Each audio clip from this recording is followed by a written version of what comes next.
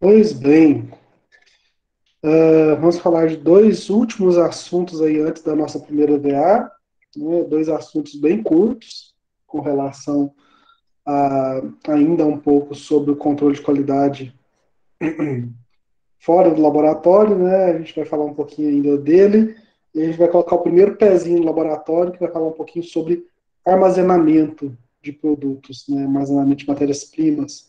Vamos para a primeira parte, então.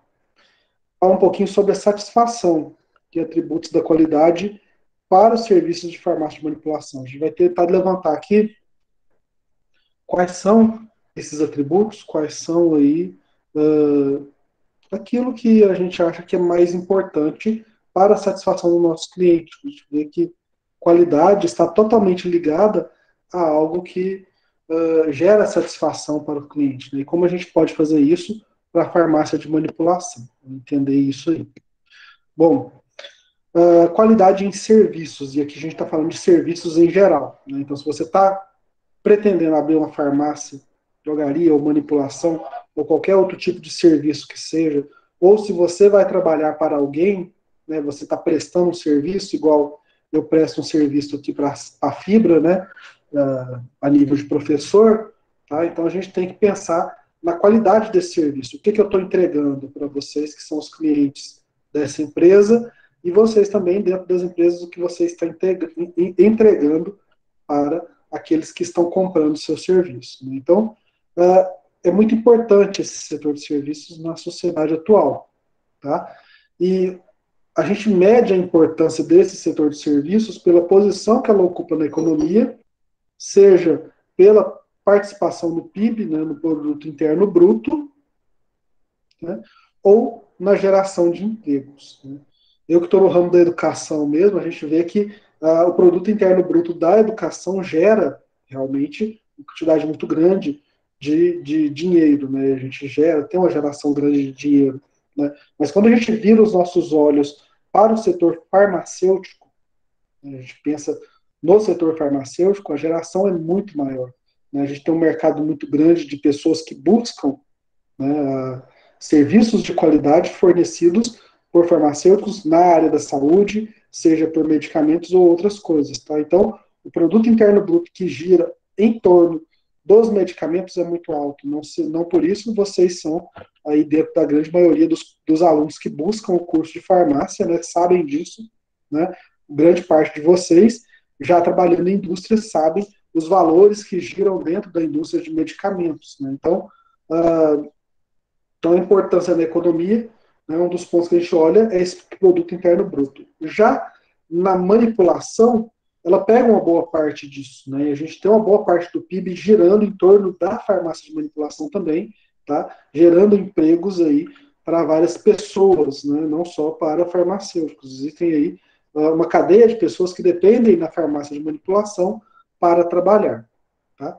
Quando a gente olha os países desenvolvidos, a gente vê algum desses fatores, né, algumas dessas variáveis que podem identificar aí essa mudança no setor de serviços, essa demanda. São elas mudanças demográficas, e quando a gente fala de mudanças demográficas, a gente tem uma quebra de barreiras com relação à compra e venda de serviços, né, cada vez mais os serviços estão sendo observados globalmente. Se você cria uma página de uma rede social que é global, qualquer pessoa que tem internet em qualquer lugar do mundo pode ver aquilo que você está fazendo e se interessar pelo seu serviço, tá? Mesmo que você não venda ali aquele produto final para um setor estrangeiro, você pode vender, por exemplo, um curso, né, ensinar como fazer. Né, hoje em dia, as mudanças demográficas estão muito do lado digital de aprender a fazer as coisas. Né, a troca de informação gera um outro mercado também em cima disso. Tá? Então, se você tem uma farmácia de manipulação, você tem um processo inovador, você faz aquilo de uma maneira diferente, você pode cobrar para ensinar, abrir um curso, né? Então isso não é barreira para ninguém. Né? Qualquer pessoa interessada pode comprar aí algumas horas de explicação daquilo que você faz. Tá? A gente tem a ampliação das necessidades dos consumidores, tá? E os consumidores estão cada vez mais bem informados, então a gente tem aí um consumidor que tem uma bagagem, às vezes, superior que a nossa, porque o consumidor de farmácia de manipulação, se ele tem um problema de saúde, muitas vezes ele vai mais a fundo naquele problema de saúde do que você que está vendendo o medicamento, então ele sabe como aquela medicação age, os efeitos colaterais, as melhores maneiras de se administrar aquele medicamento, de tomar aquela medicação, seja ele o paciente ou o cuidador do paciente, né? Então a gente tem consumidores cada vez com necessidades maiores de personalização do medicamento, de você modificar a medicação de acordo com que ele utilize de maneira melhor, tá? E ele pode, muitas vezes, ver em sites estrangeiros ou em sites de outros estados, né, maneiras de utilizar aquela medicação que para ele seria mais conveniente, e ele vai buscar sua farmácia com relação a isso. Nós temos o avanço tecnológico, não só da questão da internet que a gente está falando aqui, mas também dos equipamentos de utilização dentro da farmácia de manipulação, né? Até os equipamentos mais simples, eles estão se tornando cada vez melhores, né? Nós temos aí capelas de exaustão ou formadores de pressão negativa, né? A gente tem alguns laboratórios que precisam de pressão negativa para trabalhar. Nós temos equipamentos como balanças, né, e outros mais, que estão ficando aí, às vezes, mais baratos e com mais recursos, então a gente tem que entender até onde a gente pode utilizar esse equipamento para a gente não comprar algo e utilizar pela metade. Então, às vezes a gente tem equipamentos que poderiam facilitar a nossa vida, tá, tecnologicamente, e a gente não utiliza aí 50% porque ele realmente poderia fazer pela gente. Tá? Aumento da qualidade de vida, e o aumento da qualidade de vida implica também na busca por novos medicamentos, né, químicos, medicamentos fitoterápicos também, né, muitas pessoas estão buscando novas formas de qualidade de vida com novos medicamentos fitoterápicos que estão sendo descobertos ou redescobertos, né, novas funções para velhos medicamentos, né, então a gente tem muito disso aí também. Então, são fatores aí que propiciaram a elevação na demanda por serviços nos países desenvolvidos, né? Isso em todas as áreas. A gente está focando aqui na farmácia de manipulação, mas em qualquer área que você vai trabalhar, a gente tem essa exigência de mudança, né? Falando da minha área, como professor mesmo, eu acho que a maioria dos farmacêuticos formam para ser professor, né? Você acaba tendo que fazer um treinamento, ensinar uma pessoa sobre normas, sobre como trabalhar com aquele medicamento. Não tem como você fugir muito da profissão de professor sendo farmacêutico. Tá? As demandas que surgiram depois da pandemia e durante agora da pandemia, né, estão sendo muito fortes, as mudanças são muito, muito fortes. Né? Então a gente tem que estar disposto e aberto a essas mudanças para prestar um serviço de qualidade sempre. Tá? E a gente tem a sofisticação dos clientes. Tá? Tem muita gente que fala do sommelier de vacina, aquela pessoa que escolhe a vacina que ela quer tomar. Isso está acontecendo pela questão da quantidade de informação que essa pessoa recebe hoje. Então, seja essa informação falsa ou verdadeira, com filtro ou sem filtro, a pessoa está recebendo uma quantidade muito grande de informação.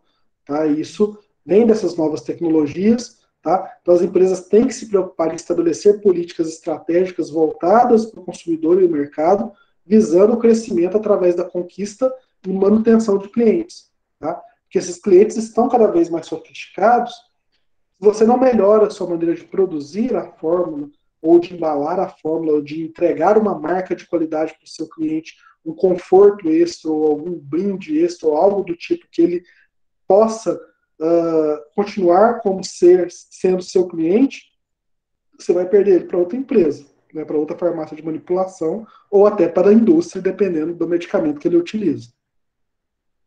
Então, sendo assim, torna-se evidente a importância de entender o comportamento dos clientes, incorporando sua satisfação como parte integrante da missão da empresa. Quando a gente trabalha na missão da empresa, está voltado ao controle de qualidade, definir a missão da empresa, definir aí qual é o objetivo daquela empresa existir no mercado, né? Qual que é a sua missão. Incorpora aí a satisfação dos clientes. Então, a qualidade do seu serviço, né, a qualidade do seu controle de qualidade total que você tem dentro da sua empresa, visa principalmente satisfazer o seu cliente. A missão sua, a missão da empresa, aquilo que você entrega para a sociedade. Bom, e para a gente satisfazer um cliente, a gente tem que aí, entender as suas expectativas. Né? O consumidor está influenciado por essas expectativas que o cliente tem em relação às características de determinado produto ou serviço. E a gente vê aquele meme, né? Expectativa, realidade. Né? Qual que é a realidade que eu consegui dentro da expectativa do que eu quero comprar. A gente vê muito isso com fast food. Né? A pessoa vê aquele fast food bonito na foto, né? Aquele sanduíche colorido, grande, né? Aquele pão cheio com aquele hambúrguer grande. Na hora que compra é aquele hambúrguer amassado, murcho, né? Aquele pão gordurento, né? E você come pensando naquele que você viu na foto, né?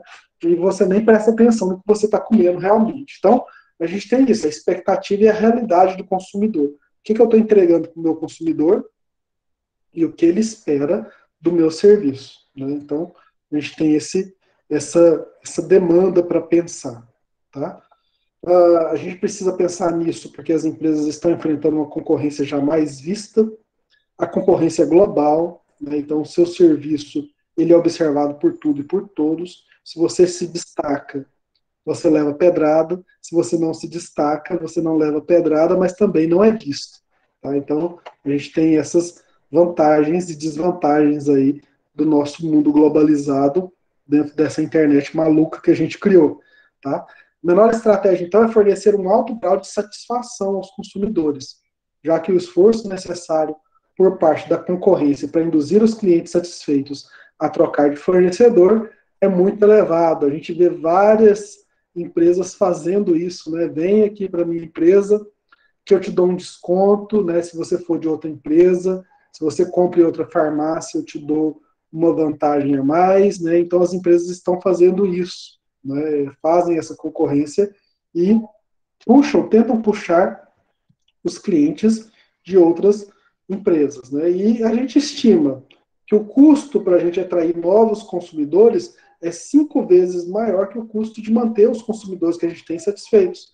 A gente já tem uma lista de clientes, uma, uma carta de clientes satisfeitas. É melhor a gente manter aqueles clientes que estão satisfeitos do que a gente sair por aí atirando para todo lado para buscar novos consumidores. É bem mais fácil a gente manter os satisfeitos do que buscar novos consumidores. Tá? Bom, tudo isso, né, no mercado global, a gente está aí dando pinceladas na questão da farmácia de manipulação, tá? Mas na área da saúde, a gente tem uma pressão muito grande dos clientes, né, em torno da qualidade do serviço prestado da saúde. Por que a gente tem essa pressão tão alta dos clientes? Por que o nosso mercado é tão exigente? Porque a gente está mexendo com vida, a gente está lidando diretamente com o bem-estar e com a vida do indivíduo. Então, se alguém mexe com a vida sua, né? Se você está comprando um serviço que, para isso, você depende de um bem-estar, né? Você depende desse serviço para ter um bem-estar, para ter uma vida melhor, tá? Hoje em dia você não aceita isso passivamente. Vai funcionar mais ou menos. Não, você quer que realmente funcione. Tá? A gente está vendo isso e, mais uma vez, eu levo pro nossa pandemia, nossas vacinas, né? Está vendo que algumas coisas não estão funcionando como deveriam acontecer, né? Vacinas aí que estão precisando de uma terceira dose, pessoas que estão precisando de uma terceira dose, e as pessoas estão se questionando por quê, né? Por que é preciso, né? Qual é a melhor maneira de se aplicar essa terceira dose? Seria com uma vacina diferente, uma vacina e tal? É o excesso de informação que as pessoas têm e essa busca constante pela qualidade de vida, e a gente recebe esse impacto quando forma, quando a gente vai trabalhar no setor da saúde, no setor de manipulação, que seja, ou no hospitalar, ou na indústria, tá? Todas as empresas estão recebendo essa pressão forte dessa quantidade de informação. E a empresa tem que dar respostas satisfatórias, né, para os seus clientes, né? Por que não está funcionando da maneira que eu contratei isso. Tá? E a profissão farmacêutica, pode-se dizer que é um setor que está passando por um período de transformação no Brasil e no mundo. Tá? É tão interessante isso, né, que esse tipo de aula eu não tive na minha faculdade, formei em 2010, né, pouco mais de 10 anos, né, isso depois de formar em Química, a gente vem trabalhando com controle de qualidade, eu trabalhava diretamente com controle de qualidade, e esse tipo de pensamento, desse tipo de posição com relação aos nossos clientes, aos nossos pessoas que vão comprar o nosso serviço, eu já tinha uma experiência de trabalhar com isso. Então, na empresa que eu trabalhava, a gente buscava a satisfação do cliente, a gente buscava ter uma sacolinha personalizada, ter um brinde para aqueles clientes que adquiriam produtos com um elevado valor ou que adquiriam alguma novidade, a gente dava alguma coisa com relação a isso, tá? Mas não era algo que se pensava na faculdade. Então, vocês já saem aqui um pouco mais formatados para um mercado que vai exigir de vocês isso. Então, é interessante que vocês tenham a mente aberta para esse tipo de transição, para esse tipo de cliente que não vai aceitar passivamente, eu sou farmacêutico, doutor formado, aceite o que eu estou falando e ponto final. Não é bem assim, tá bom? Tá? Estava falando então das integrações do farmacêutico com a equipe de saúde.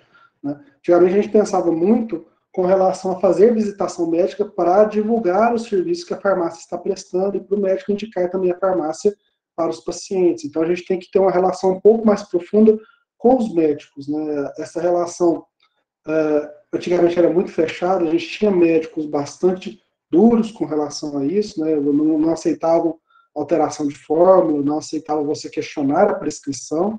Tá? Nos dias de hoje a gente tem aí profissionais bem mais abertos, que estão sendo preparados para trabalhar em equipe.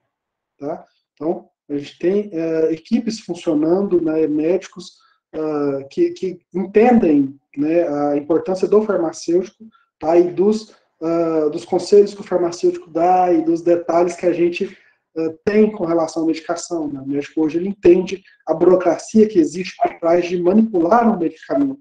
Tá? Então, a gente está disposto e aberto. Ainda existem médicos difíceis que vão te provocar alguns problemas com relação à prescrição, mas são aí, estão se tornando a minoria. Então, essa questão da integração da equipe de saúde, tá, vem sendo cada vez mais buscada pelos próprios pacientes. Né? O paciente busca essa integração e esse cuidado maior. Então, a gente precisa construir um modelo para a gente conseguir satisfazer os clientes dos serviços da farmácia de manipulação através da identificação de relações entre os determinantes da satisfação. O que determina a satisfação de um processo ou de um serviço de manipulação? Tá? O que são os determinantes para a satisfação dos clientes? A gente tem um modelo de Oliver, dos anos 80, né, já tem bastante tempo, mas é um modelo bem interessante. Ele foi um dos primeiros autores a propor o modelo de satisfação do cliente baseado no paradigma da desconfirmação de expectativas. Né? O que seria isso? Nesse modelo, a satisfação dos clientes é obtida quando se compara o desempenho percebido pelo cliente com suas expectativas prévias, ou seja, aquilo que é expectativa e o que ele recebe de realidade. Tá? Então é interessante que se o desempenho percebido for maior que as expectativas prévias, o cliente se sentirá satisfeito e a gente tem uma desconfirmação positiva. Tá? Imagina que esse nível aqui é a expectativa do seu cliente. Tá? E aí você vem com a sua realidade. Então você tem que sempre botar um pouquinho acima daquilo que o seu cliente está esperando. Eu acho que você entregar um pouquinho mais daquilo que você foi contratado para fazer, né? Você deu um brinde para o seu cliente, na farmácia de manipulação, por exemplo, aqueles caixinhas para você colocar comprimidos e o paciente conseguir colocar em ordem a sua rotina com a farmacoterapia, é interessante, tá? Você deu ali um suporte para aquele paciente entender melhor como que funciona a medicação, você deu uma embalagem que vai facilitar a vida do paciente na hora dele retirar a medicação. Então, alguma coisa você deu a mais do que o seu cliente pensou que tinha contratado. Tá? Lógico, ele vai pagar por isso, né? Ele vai pagar por todo o processo, né? Mas ele vai sempre pensar assim, não, eu paguei pela medicação, e recebi um extra a mais. Isso é uma desconfirmação positiva. Tá? Para o seu cliente ser satisfeito, né, eu sempre tenho que entregar aquela coisinha a mais que ele achou que não ia receber. Né? Aquele detalhe que deixou a troca, né, não só comercial, mas mais humana. Né? Você conseguiu criar uma ponte entre o paciente, o médico e o farmacêutico, onde a conversa fluiu melhor e ele vai aderir melhor àquela farmacoterapia. Então, isso é satisfação do cliente, isso é desconfirmação positiva, tá? Então, para tudo aquilo que vocês forem trabalharem, não só na questão da manipulação, pensem no que você pode colocar um pouquinho a mais. Né?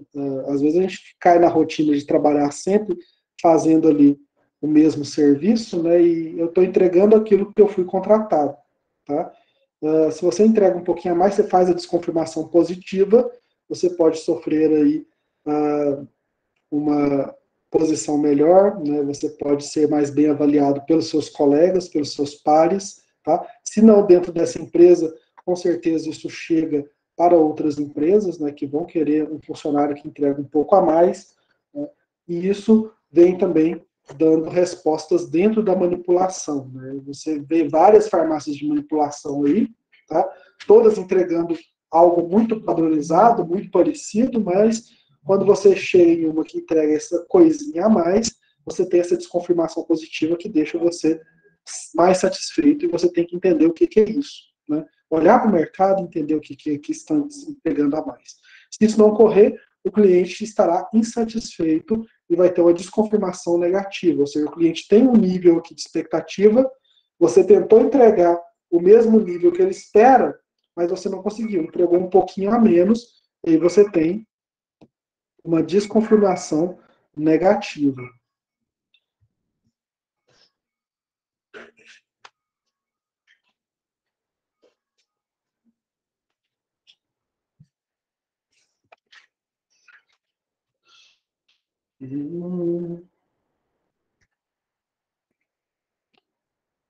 E aqui a gente tem um modelo interessante, porque esse modelo aqui é um modelo de causa e efeito, utilizado para satisfação de clientes para um restaurante à la carte. Tá? E a gente pode pegar isso daqui e pensar em utilizar esse modelo para uma farmácia de manipulação. Né? Nós temos aqui causas e efeitos da satisfação do cliente. Né? Ou seja, isso daqui seria o efeito final que a gente procura. Né? E aí a gente tem causas e efeitos relacionadas a essa satisfação do cliente. A gente começa falando da desconfirmação de expectativas, está totalmente relacionado à qualidade percebida pelo cliente, ou seja, qualidade na hora que ele compra aquele produto, tá? Na qualidade do atendimento, daquilo tudo que ele recebe quando ele paga por aquilo. Qualidade percebida, e a gente tem causas dessa qualidade percebida, né, que vai efeitos dessa qualidade percebida, vai ser efeito a desconfirmação de expectativas e a própria imagem corporativa. A imagem corporativa seria o quanto que a pessoa vê aquela marca do mercado como sendo boa. Tá? E isso está totalmente ligado à qualidade do serviço prestado, inclusive para os seus clientes internos. Né? A gente vê aí alunos chegando para a aula prática com a roupa, o uniforme, vestindo realmente a camisa da empresa que trabalha, né, e geralmente falando muito bem da empresa. Isso é bom, que a imagem corporativa se fortalece. Né, isso traz uma satisfação do cliente de comprar algo daquela marca ou daquele setor de serviço que ele está escolhendo. Isso é satisfação do cliente. Tá? O valor do serviço e o preço, né, são duas propostas diferentes, preço e o quanto esse serviço vale, às vezes o preço é menor, mas você vê que esse serviço vale, mas o valor dele para quem compra é muito maior que o preço que se paga, e é interessante que seja mesmo assim, porque você pode elevar o preço se você vê que o seu serviço tem um grande valor para o seu cliente, né? Ele vê aquilo como essencial, ele vê aquilo como algo único, então ele paga o preço pelo valor do serviço que ele recebe. E também as emoções vivenciadas, também totalmente ligadas às expectativas e aos desejos pessoais do seu cliente, tá? as emoções vivenciadas são emoções de troca de comunicação. Né? No momento que ele chega, como ele é recebido, o acesso que ele tem ao farmacêutico, o acesso a que ele tem às informações de como essa medicação é preparada, tudo isso são determinantes para a melhoria da satisfação do cliente, e isso é controle de qualidade. Tá? Você verificar também esses detalhes que estão totalmente fora do laboratório de análise de matéria-prima, não tem nada a ver com questões técnicas relacionadas à fabricação do medicamento, mas que influenciam totalmente na maneira que você vai trabalhar com esses medicamentos, né, e no que você vai entregar para o seu paciente, para o seu cliente também. Ok? Bom, segunda parte da nossa aula, tá, eu queria falar desse primeiro assunto rápido, né, não sei se tiver alguma dúvida, pode ficar à vontade, a gente falar aí de satisfação, se tiver alguma curiosidade também, podem ficar à vontade, tá? Então, nesse segundo momento agora, a gente fala da qualidade da matéria-prima, a gente começa a pôr o nosso pezinho dentro do laboratório, que é o que a gente vai fazer daqui para frente, na segunda VA, tá? Vamos falar da recepção, do armazenamento e da identificação e amostragem da medicação. Começamos a falar aqui da qualidade dos produtos adquiridos pela farmácia. Tá? Bom, qualidade da matéria-prima. A gente tem que, nos últimos anos, o nosso setor magistral concentrou seus esforços na qualidade da matéria-prima farmacêutica, daquilo que eles compram, né? Eles queriam obter o de melhor do que eles estão comprando. Tá? E o número de não conformidades atual é muito pequeno. Isso por causa da grande preocupação do setor farmacêutico em manter uma imagem, em manter uma perspectiva de segurança para os seus clientes, né? Isso é muito importante, né? Que o seu cliente tenha confiança naquilo que ele está recebendo do setor farmacêutico. Tá? Se o seu paciente não tem confiança na manipulação, isso afeta também a indústria, então por isso que o setor todo se preocupa com a questão do medicamento manipulado estar oferecendo algo de qualidade também para a população. Tá? O segundo ponto foram as novas legislações. A gente viu que a partir do ano 2000, as legislações surgiram para deixar o sistema um pouco mais rígido, e isso tornou ele mais seguro também. Tá? A gente tem também o remodelamento do órgão de vigilância sanitária, que está mais atuante, mais efetivo e mais participativo nos processos de educação, treinamento e mudança no setor de manipulação, não só de manipulação, mas com tudo. Né? O setor de vigilância sanitária ele vem se transformando em algo muito importante para os brasileiros com relação à garantia da saúde, à garantia da qualidade dos produtos que estão entrando no mercado do consumidor. Tá? Bom, durante esse tempo também cresceu o número de importadores e distribuidores de matéria-prima. Isso significa uma maior possibilidade de problemas. Né? Aqui a gente vê que a maior parte dos produtos importados vem através de via marítima, ambiente totalmente úmido, né, insalubre, com várias caixas. Dentro de um desses tonéis está algumas medicações que podem chegar até vocês. Né? Então, a gente tem esse tipo de transporte como a maior parte da importação de matérias-primas do nosso país. Tá? E a legislação RDC 33 de 2000, né, ela tornou obrigatória a realização de testes básicos como pH, ponto de fusão e outros. Tá? Principalmente por, né, as matérias-primas passarem por esse longo período de transição de um país para outro e de um fornecedor até a farmácia de manipulação.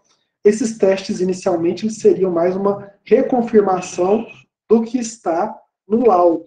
Mas a gente começou a ver que existiam, sim, a necessidade de que esses testes fossem feitos e bem feitos para que você conseguisse, como última fase de um controle de qualidade que começou lá na fabricação do medicamento em outro país, passou pelo distribuidor aqui no Brasil, né, uma garantia de qualidade também, tá? E você ser o último ponto ali onde você pode barrar toda uma cadeia se algo tiver passado de errado antes de chegar ao seu consumidor.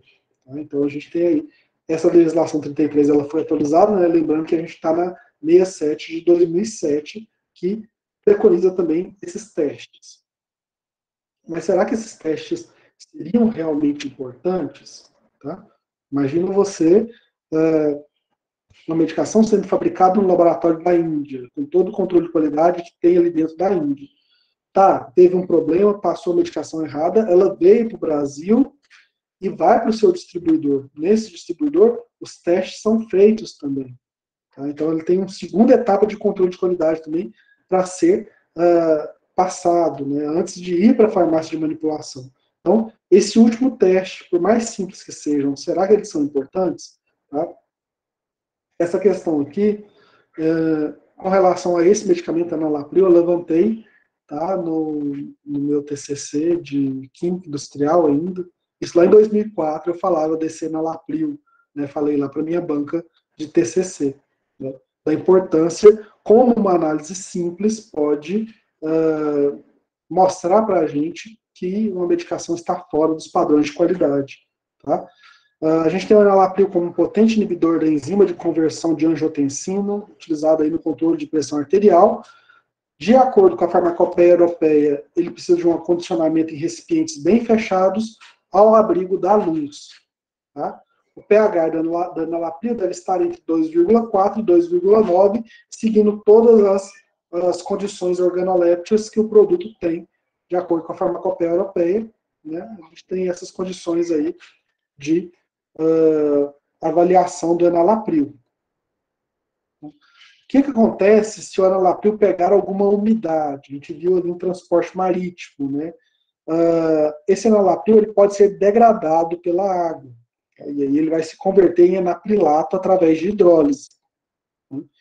Ele não vai ter esse enaprilato uma absorção adequada no trato gastrointestinal, vai alterar a biodisponibilidade do produto e vai alterar a atividade antihipertensiva. E a gente pode ver aqui, ó, essa etila que a gente tem aqui na formulação, né, esses CH3, CH2 aqui, ele vai se soltar em contato com a água, né,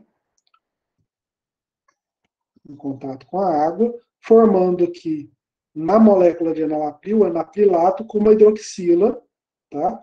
E a formação de etanol. Então, o que você tem? Você tem a alteração do cheiro, né? Você vai ter ali um cheiro de etanol, um cheiro característico de álcool, ou de algo alcoólico, como se uma fermentação tivesse ocorrido no meio, tá? E você vai ter um pH menor, 2,4. Então, a gente tem que o enalapril, né? Ele tem um pH de 2,4 a 2,9, o enaprilato ele tem um pH menor que 2,4. Então, pode ser parâmetros que você consegue barrar aí um problema na sua farmácia de manipulação, simplesmente observando que o pH está fora do padronizado. Você consegue pegar isso daqui e você evita que uma matéria-prima vá para o seu paciente sem a devida qualidade. Né? Isso pode acontecer com o fornecedor, com o fabricante, né? E aí ocorreu esse problema, por exemplo, a embalagem veio mal vedada, né? E chegou até o fornecedor, distribuidor, né? E isso foi repassado sem algum teste para a farmácia de manipulação, ou pode sair do distribuidor também, tudo certinho e tal, mas a embalagem foi mal vedada e veio de transporte para você, que ele era enalapril, deu problema durante a transição do distribuidor para você, né, na Prilato chegou. Ou pode ainda ser um problema de armazenamento da sua farmácia de manipulação. Então a gente tem essas três chances que podem degradar o enalapril pela água. Tá? Então esse é só um exemplo dentro de milhares, onde o controle de qualidade pega com análise simples esses detalhes que podem ocorrer com a matéria-prima. O laboratório de controle de qualidade, então, se tornou uma ferramenta indispensável para o crescimento e a solidificação do setor magistral. Tá? Ele é viável e é altamente implantável dentro das farmácias magistrais, é possível, tá? E o objetivo é aplicar de forma simples e direta os conceitos de química analítica e de controle de qualidade em fármacos de grande importância terapêutica e econômica dentro da farmácia magistral. Para a instalação física de um laboratório de controle de qualidade, a gente precisa de uma área mínima de 10 metros quadrados. Eu dou muita risada quando eu ouço falar em 10 metros quadrados, porque eu sempre trabalhei em espaços muito pequenos, tá?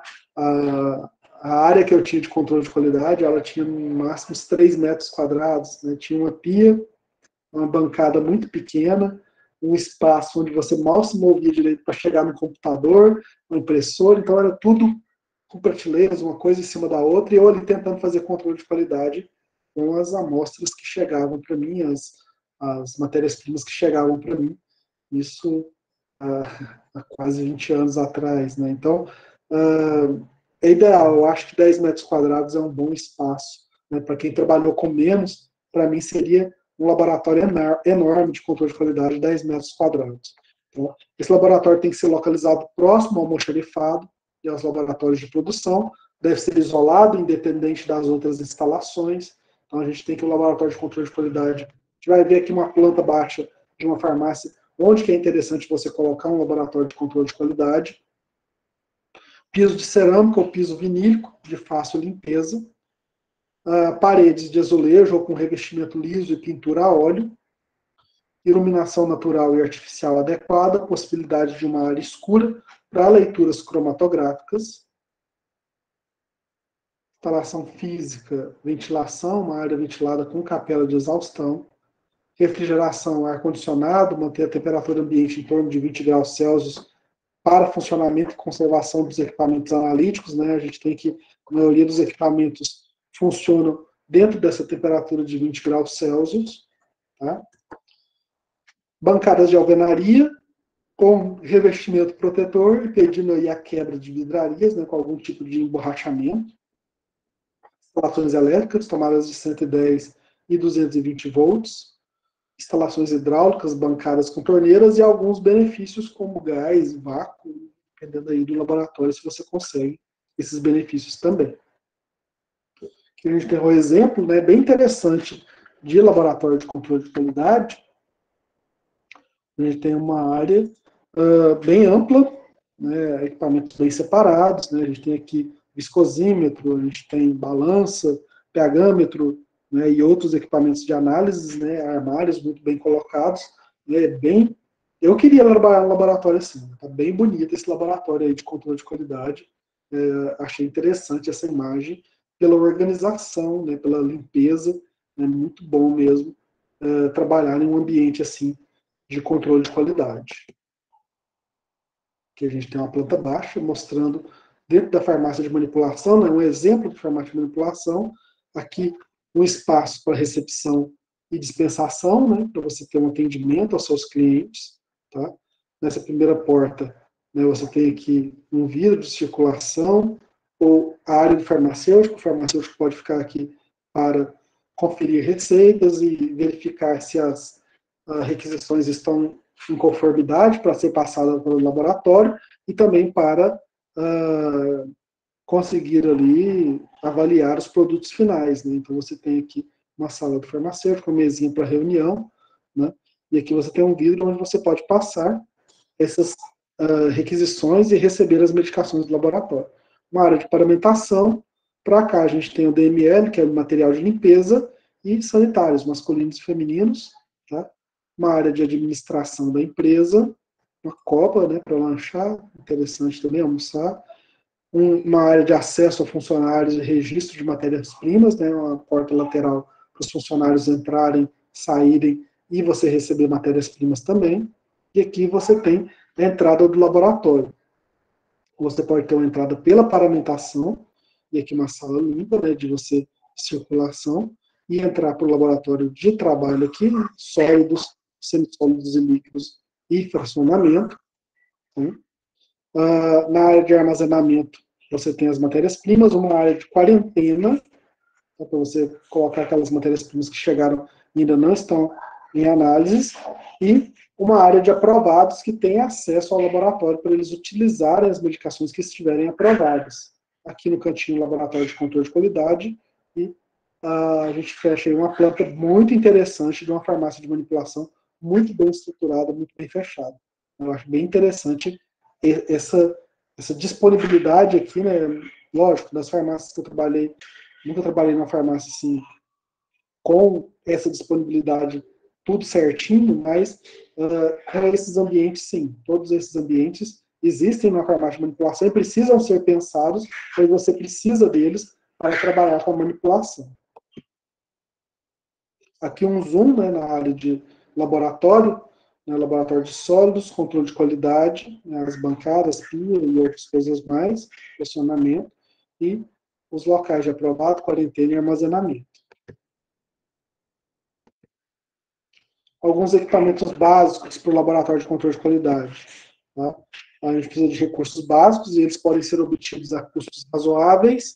O investimento ele vai retornar sobre a forma de maior eficiência nos processos de produção, avaliação do desempenho de funcionários pode ser feita também, segurança no controle do desempenho da empresa e conscientização sobre a importância da qualidade, além de credibilidade e conquista de estabilidade no mercado.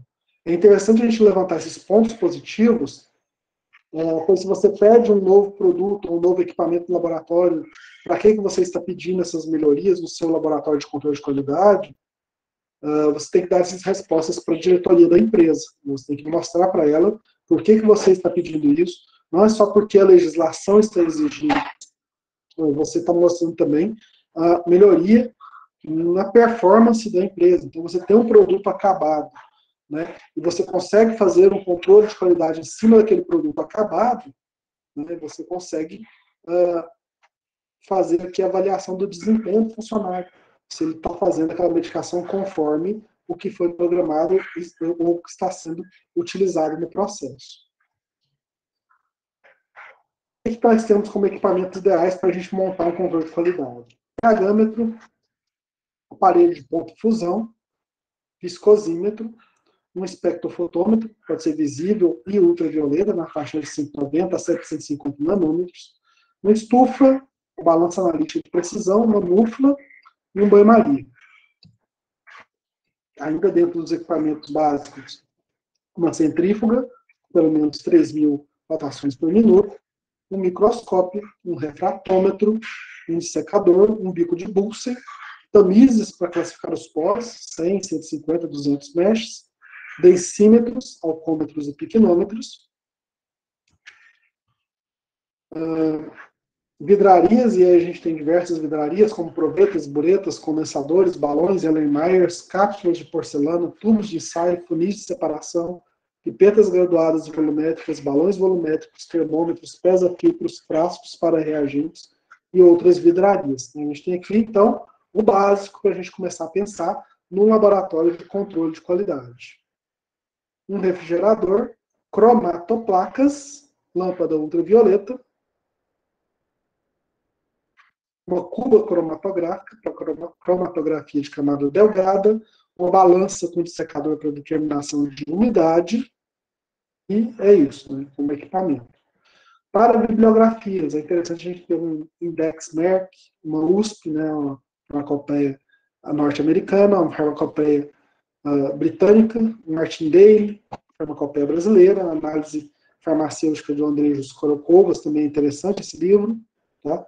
STFA Standard Methods para cosméticos, né, toaletes e fragrâncias, associação, é interessante para métodos de padronização de cosméticos, um manual de soluções, reações e solventes do Morita, a gente fazer aí, livros de gnosia, né, farmacognosia, livros de química analítica e um handbook de recipientes farmacêuticos, além da farmacopeia europeia, que podem ser adquiridas também. São fontes bibliográficas interessantes para a gente ter à disposição no nosso laboratório de controle de qualidade. Para a recepção, identificação e amostragem de matérias-primas. Comprei a matéria-prima, estou lá com os meus fornecedores e elas chegam para mim. O que eu devo fazer? Na hora de receber essas matérias-primas, as embalagens devem ser examinadas visualmente, observar a integridade dessas embalagens e a conformidade com o declarado na nota fiscal. Confirmar o peso e o volume das embalagens, ainda na presença da transportadora, né, e ver a necessidade de conservação especial e validade dos produtos. Na hora da identificação, as matérias-primas que estão recém-chegadas devem ser levadas para uma área considerada quarentena até que o controle de qualidade tenha determinado se ela pode ou se não aceita para manipulação. área de acesso restrito, para evitar a utilização de matérias-primas que não estão analisadas ainda, e as matérias-primas com condições especiais de conservação são retidas até que as análises indiquem sua conformidade. Conforme o controle de qualidade aprove ou rejeite o lote de matéria-prima, você deve identificar ela com a etiqueta de aprovação ou reprovação. A gente tem aqui alguns exemplos de etiqueta, né? Quando eu comecei, eu queria fazer a etiqueta toda colorida para ficar bem forte, né? Mas eu entendo que é melhor a gente colocar uma parte dela colorida e o restante das informações no preto com fundo branco, porque aí você tem uma melhor leitura dessas informações. Então, pode fazer assim, ó, só muda a etiqueta quarentena, reprovado ou aprovado. Né? Tem algumas empresas que fazem só a etiqueta de quarentena, depois colam por cima o reprovado e aprovado. Isso é ruim porque se esse aprovado ou reprovado descolar, né, você tem aí uma dúvida sobre a integridade daquela matéria-prima, se realmente ela foi qualificada pelo controle de qualidade ou não. Então é interessante que você faça a etiqueta grande mesmo e coloque aí embaixo a tarja quarentena, reprovado ou aprovado. Dependendo da qualidade da etiqueta, se você faz uma etiquetinha de aprovado ou reprovado com uma cola muito boa, você pode utilizar por cima dessa quarentena aqui, ó, você coloca só o aprovado por cima. Tá? Mas é interessante você ter etiquetas diferentes por isso. Né? Na etiqueta de quarentena, aprovado e reprovado tem que ver o nome, são dados interessantes, né, que, obrigatórios da etiqueta, o lote do medicamento, quem fez o recebimento, a fabricação, data de fabricação, data de validade, quem é o fornecedor, a quantidade, a transportadora, o analista que analisou e aprovou ou reprovou, ou aguardando aprovação se estiver em quarentena ainda. Tá? Aqui um exemplo que eu utilizei bastante durante a minha passagem pelo controle de qualidade, né, eu utilizava a etiqueta assim. Né, então vinha escrito em cima aprovado, em verde, e o restante tudo em tinta preta para ficar mais barato. Né? Que a gente tem um medicamento da portaria 344, venlafaxina, data de fabricação e validade, a data que ocorreu o fracionamento, o registro de entrada desse produto, fator de correção, PCB, né, o DCI, CAS, a origem dele, da Índia, quem foi o analista, eu, no caso, a densidade do pó, tá? O fornecedor, o fabricante, o lote, a quantidade, 500 gramas, a temperatura de armazenamento e o teor da medicação. Então, era uma etiqueta que tinha bastante informação, né, que deixava a medicação bem segura com relação a esses detalhes. Mais uma vez, nossa planta do laboratório de qualidade. E por último, para a gente terminar essa matériazinha, a amostragem. Né? A amostragem deve ser feita por uma pessoa qualificada, sob a supervisão do controle de qualidade, que acolherá amostras representativas de cada embalagem de cada lote, utilizar-se a fórmula raiz de N mais 1, que é o número de embalagens das quais devem ser recolhidas as amostras. Caso tenha lotes diferentes, cada lote deve ser amostrado. Deve ser tomada de um local limpo e apropriado para que não haja possibilidade de contaminação cruzada. Tá? Raiz de N, N é o número de amostras que você recebeu. Tá? Mais um. Qual amostragem deve ser tomada de uma porção do fundo, uma do meio e uma da parte superior das embalagens com pipeta, sonda, colher ou um utensílio apropriado. A quantidade deve ser determinada previamente de acordo com a metodologia analítica a ser empregada, separando um pouco mais para a amostrateca. E essa amostrateca é um local de arquivamento de amostras de matéria-prima ou produtos acabados que pertencem a cada lote analisado. Essas amostras analisadas, aprovadas, podem ser eventualmente utilizadas como parâmetros comparativos com futuros lotes a serem analisados. Era isso. Muito obrigado pela atenção, uma boa semana, uma boa prova para todos semana que vem. Tá? Dúvidas, reclamações, alguma coisa que eu possa ajudar vocês? Já escreveram presente aqui no chat, todo mundo? Tá? Vamos presentes, certo? Então tá ok, pessoal, acho que era isso. Né? Bom feriado a todos, bom descanso. Tá? Descansem, durmam bem. e aproveitem aí a folga, se tiverem, né? Tem gente que vai trabalhar, tem gente que folga para trabalhar dobrado. Tchau, professor. Boa noite. Bom feriado. Tchau, professor. Boa noite. Tchau, com Deus. Tchau, pessoal. Boa noite. Terminando por aqui, finalizando a gravação.